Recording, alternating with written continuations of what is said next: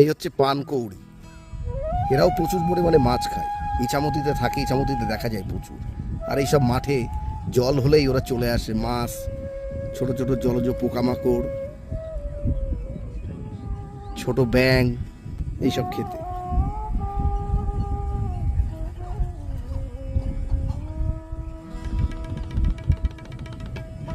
এখানে তো তাহলে মনে হয় ডাক পাখিও মনে হয় আছে। এটা শুল্ক দুর্গাপুর আর ধরমপুর, এই দুটো জায়গার মাঝামাঝি যে মাঠটা আছে, মাঠে এখনো জল ভর্তি, জল এখনো যায়নি, কচুরিপানায় ভরা, চাষ এখনো সেভাবে আরম্ভ হয়, খড় আছে প্রচুর।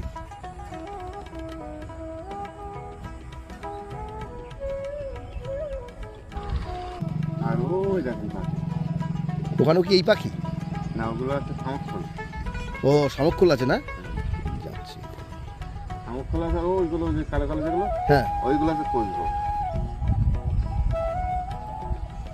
আপনাদের এখানে তো চাষবাস এখনো আরম্ভ হয়নি সেভাবে। না না, এখন এখানে আইলে কিছু হবে না। হ্যাঁ, প্রচুর জল, আমাদের মাঠেও প্রচুর জল। কোন জায়গা থেকে? আমাদের বাড়ি সুভাষপল্লী।